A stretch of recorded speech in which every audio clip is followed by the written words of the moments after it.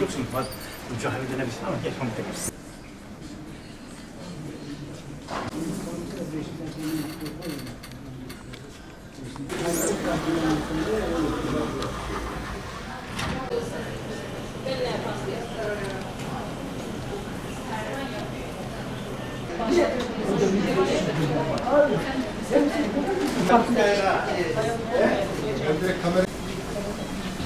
Güler Hemşire Hanım.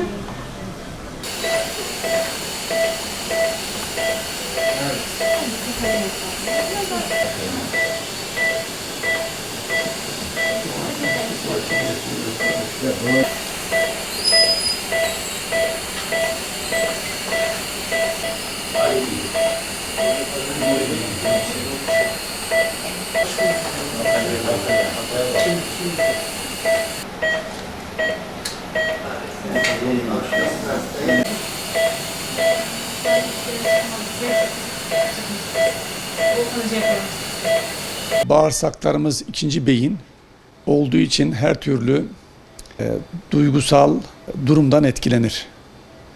Modern insanın hayatına baktığınız zaman kronik stres, uykusuzluk gibi nedenlerin yaşam tarzına çok baskın olduğunu görüyoruz.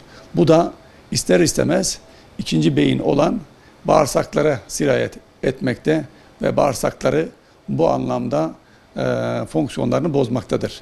Yemek alışkanlıkları açısından da baktığımız zaman yine modern insan tipolojisi üzerinden hareket edecek olursak hızlı yemek yeme, öğün atlama, yeterli lif tüketmeme, işte günlük rutin meşgaleleri nedeniyle, tuvalete erteleme nedenleriyle bağırsakları ciddi anlamda etkilemekte ve sonuçta ciddi sıkıntılar doğurabilmektedir.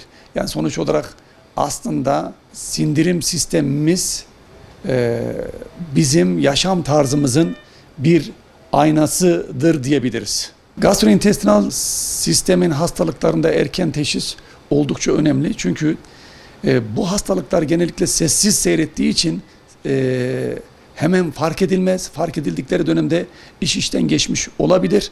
Bu yüzden erken teşhis ardından hastalığın tamamen tedavisi yeni mümkün kıldığı için hayat kurtarıcı olabilir. Yani bunun için çeşitli enstrümanlar var elimizde.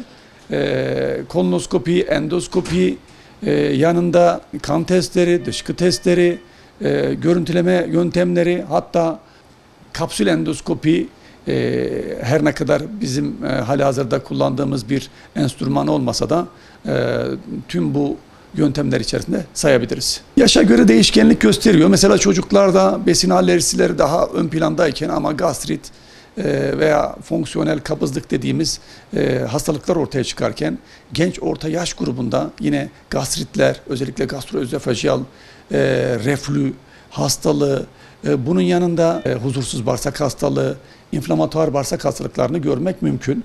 İleri yaşlarda ise daha çok kolon polipleri, kolorektal kanserler, divertiküller görebiliyoruz. Gastrointestinal hastalıkların toplumsal bir sorun olmasının nedeni öncelikle kişinin iş gücünü, yaşam kalitesini, sağlık harcamalarını arttırdığı için bu yönüyle toplumsal bir sorun. Ve yine toplumsal bir sorun olmasının ana nedenlerinden biri de modern yaşam tarzının bağırsak hastalıklarını ciddi anlamda negatif etkilediği için toplumsal sorun olarak karşımıza çıkabilmektedir. Yani beslenme diğer tedavi seçeneklerinden en az ilaç kadar etkin. Çünkü ilgili hastalıkla ilgili bu işi açığa çıkaran besinin diyetten çıkarılması veya ilgili besinin verilmesi bu anlamda oldukça etkili. Mesela bir reflü hastalığında mide ve yemek borusu arasında bir sfinkterimiz var.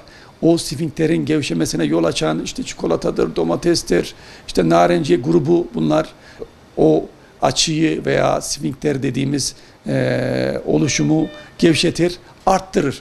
Şimdi o yüzden direkt yiyeceklerle irtibatlıdır diyebiliyoruz. Bunun yanında mesela inflamatuar bağırsak hastalıklarında özellikle batı tipi diyet dediğimiz böyle oldukça yağlı, karbonhidratlı yiyeceklerde hastaların alevlenmesine ciddi negatif katkıda bulunurlar. Öncelikle koruyucu hekimliği ön plana çıkarmak gerekiyor.